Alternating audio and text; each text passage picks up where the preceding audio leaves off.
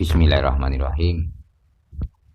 Banyak orang yang menunggu-nunggu kebenaran tentang Satrio Piningit dan kemunculannya sosok akhir zaman yang diceritakan, diriwayatkan akan menjadi penyelamat kehidupan baik lahir maupun batin. Meskipun tidak sedikit banyak orang yang mencemooh, bahkan menghujat kepercayaan, cerita dan pembahasan tentang sosok akhir zaman yang dianggap hanya sebagai dongeng pengantar tidur. Bahkan diriwayatkan Kanjeng Rasul Muhammad Sallallahu Alaihi Wasallam, sosok akhir zaman namanya sama denganku dan nama bapaknya sama dengan nama bapakku, Muhammad bin Abdullah. Kalau dimaknai, Muhammad adalah orang yang bisa dipercaya dan Abdullah adalah hamba Allah. Jadi sosok akhir zaman yang dimaksud adalah hamba Allah yang bisa dipercaya di saat kehidupan penuh dengan kebohongan dan kemunafikan, tipu-tipu untuk maju. Kehidupan dunia menjadikan manusia terjebak dalam kemewahan dunia. Meskipun banyak diceritakan orang-orang alim, dunia itu semu dan hanya akan menghancurkanmu. Memang secara lahiriah kita tidak akan mengetahui siapa orang yang dimaksud sosok akhir zaman atau Satrio Piningit, karena dia tidak mungkin menunjukkan jati dirinya, kecuali bagi orang-orang yang bisa melihat dengan mata hati atau mata batinnya, itu pun atas izinnya. Dalam kisah pewayangan kita kenal sosok Semar Badranaya yang secara lahiriah beliau hanya pelayan atau pemomong satria-satria Pandhawa. Padahal sejatinya Semar adalah dewa yang ijawantah, dewa yang menampakkan dirinya dan berbaur dengan manusia. Tapi beliau tidak bisa melepaskan atau menghilangkan sifat dasar sebagai pelayan. Kita sadar atau tidak, pada hakikatnya sifat Allah itu melayani umat-umatnya dengan dasar welas asih, Rahman Rahim.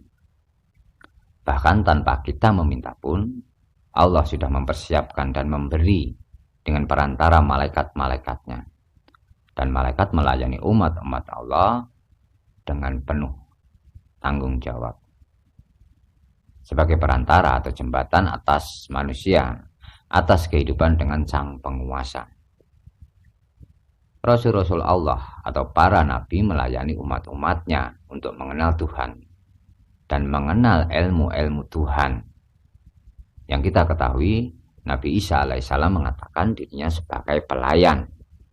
Dan kebangkitan Nabi Isa alaihissalam diriwayatkan di dalam Al-Quran, surat Maryam ayat 33. Bukan bangkit dari kubur, tetapi kebangkitan jiwa Isa, pemimpin umat yang melayani umat-umatnya, umat-umat Allah, untuk menemukan dan mendapatkan keimanan dan diakui keimanannya oleh Allah Subhanahu wa Ta'ala dengan manjing ke badan jasad orang sekarang yang kita kenal dengan reinkarnasi atau menitis. Dengan akal pikiran tentu tidak masuk akal, seperti kelahiran beliau Nabi Isa alaihissalam. Dengan akal kita sulit menerima dan bahkan kita tidak akan percaya dengan sosok akhir zaman atau Satrio Piningit yang diceritakan akan menjadi pemimpin umat yang akan menyelamatkan umat dari kesesatan dan kehancuran keimanan. Banyak orang penasaran dengan sosok Satrio Piningit. Sampai kapan dia akan datang? Dia akan muncul? Ataukah Satrio Piningit benar-benar hanya cerita atau dongeng karya Eyang Joyoboyo? Bismillahirrahmanirrahim. Hanya waktu yang akan memberi jawaban benar salahnya tentang Satrio Piningit. Bersumber dari orang-orang yang dikarohmai Allah dengan penglihatan mata hati atau mata batinnya.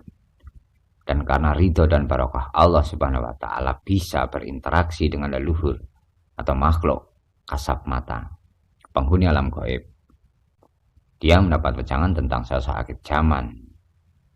Karena sosok akhir zaman sangat dikenal penduduk alam gaib dengan menggunakan nama Cokro Menggolo.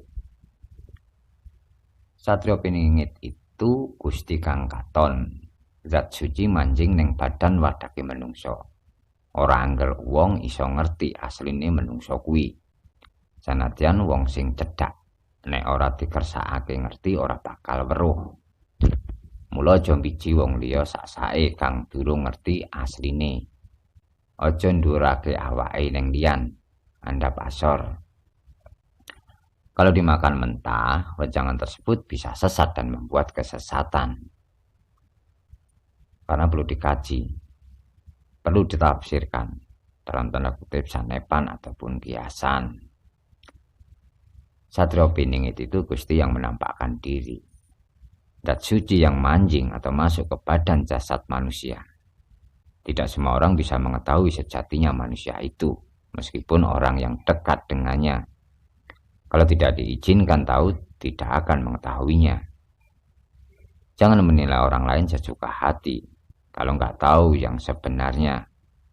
Jangan meninggikan diri atau sombong di hadapan orang lain. Rendah diri ataupun sopan santun. Tuhan itu tidak berwujud. Kalau kita meyakini Tuhan itu zat suci yang dalam perwujudannya sifat, dan sifat-sifat Tuhan yang manjing atau manunggal ke dalam sanubari manusia. Sifat-sifat Tuhan yang pengasih, penyayang, penyabar, keji dan kejam dan sebagainya, yang menjadi satu di dalam tubuh manusia. Yang Siti Jenar mengatakan manunggaling kawula marang Gusti, bukan manunggal dalam perwujudan, melainkan sifat-sifatnya. Karena sifat piningit atau menyembunyikan diri sehingga sulit, bahkan tidak ada yang mengetahui, termasuk orang-orang dekatnya, keluarga dan saudara-saudaranya. Karena tanpa seizinnya, setinggi apapun keilmuannya, kalau dia tidak mengizinkan tidak akan diketahui. Ada kemungkinan orang-orang akan mengetahui hanya dengan penglihatan mata hati atau mata batin. Bisa jadi karakter dia mirip atau menyerupai Nabi Khidir alaihissalam, yang menurut orang-orang yang pernah bertemu dengannya tertipu ataupun terjebak dengan penampilannya, dengan pakaian seperti pengemis. Hanya orang-orang yang diizinkan melihat jati dirinya yang mengetahuinya. Ada juga pendapat anak berkarohmah yang mendapat wejangan, yen sapa ngerti sejatine menungso kuwi kabeh bakal nyembah-nyembah sikile, njaluk kamulyan lan barokah urip. Kalau ada yang mengetahui sejatinya manusia itu, semua akan menyembah kakinya, meminta kemuliaan dan barokah hidup, keselamatan dunia akhirat. Seperti yang diceritakan Gus Anton. Meskipun merangkak di atas salju, mintalah dibaiat. Ada juga yang mengatakan dia atau Satrio Piningit masih keturunan Kanjeng Rasul Muhammad Shallallahu Alaihi Wasallam. Dia disayangi para nabi, terlebih yang bergelar ulul azmi. Nabi Nuh, Nabi Ibrahim, Nabi Musa, Nabi Isa, dan Nabi Muhammad, termasuk Nabi Khidir, Nabi Sulaiman, dan Nabi Ilyas alaihissalam. Dia dijaga dan dilindungi malaikat dan wali-wali Allah. Disegani dan dihormati penduduk alam gaib. Dan tubuhnya diselimuti sinar atau cahaya putih di sekujur tubuhnya. Dan hanya orang-orang yang diizinkannya yang bisa mengetahui sejatinya. Ada juga yang berpendapat dia itu dewanya para dewa, rajanya para raja seperti kisah Kresna, Melkisedek, dan Nabi Khidir alaihissalam. Penglihatan mata hati atas kehendak Allah dan diberikan kepada siapapun yang dikehendakinya, yang kemungkinan tidak berpatok pada derajat, gelar, jenis kelamin dan usia, dan yang kita kenal saat ini dengan istilah anak indigo atau anak-anak berkarohmah. Mereka bagian dari perjalanan dan perjuangan Satrio Piningit. Apakah mereka pasukan hitam yang dimaksud Rasulullah Muhammad Shallallahu Alaihi Wasallam, pasukan hitam dari arah terbitnya matahari? Tentu hanya waktu yang akan menjawab. Apakah wejangan-wejangan dari anak-anak berkaromah tersebut menandaskan dan memberi jawaban kebenaran jongko yang Joyoboyo dalam bait 159 dalam bait syair atau jongkonya. Bakal ono dewa ngijowantah berbadan manusia. Karena sifat piningit lalono topong rame yang menjadikan sosok Satrio Piningit tidak diketahui, tidak dikenali secara lahiriahnya, cara berpakaian dan penampilannya, dan kehidupannya yang apa adanya. Malah condong terlihat amburadul, sak senengi dewi, semuanya sendiri. Yang kemungkinan kalau kita ketemu, mungkin kita menganggap dia orang gila. Allahu Akbar. Dari kata-kata atau istilah Gusti kang katon, Gusti yang terlihat.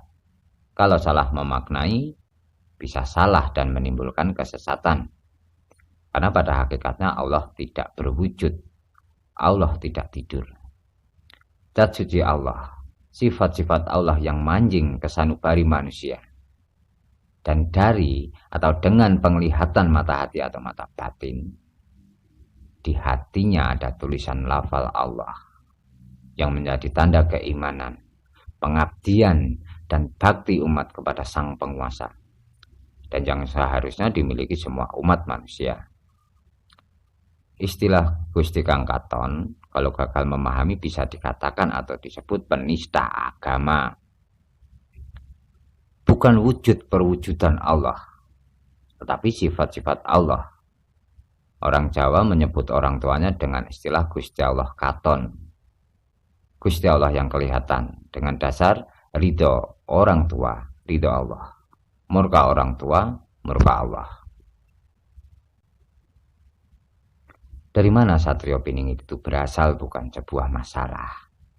Justru semakin banyak sosok-sosok Satrio Piningit, manusia yang bisa manjing ke sifat-sifat Tuhan di dalam sanubarinya, tentu akan memberikan ketenangan, kenyamanan, keselarasan kehidupan yang membawa kebahagiaan dalam kehidupan.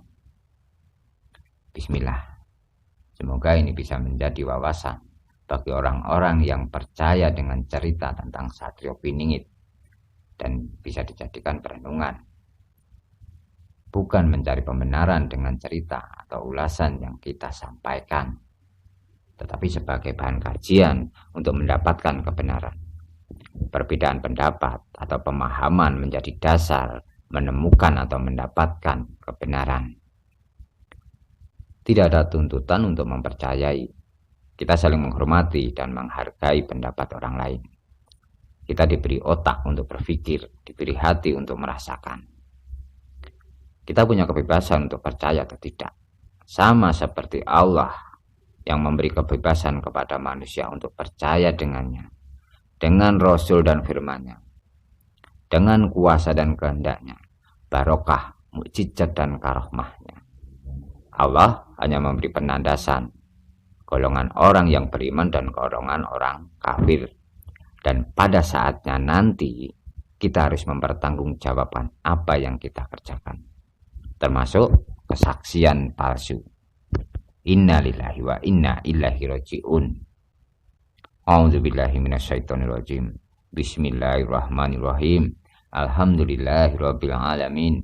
Arrahmanirrahim. Maliki yaumiddin. Iyyaka na'budu wa iyyaka nasta'in. Ihdinas siratal mustaqim. Siratal ladzina an'amta 'alaihim ghairil maghdubi 'alaihim waladdallin.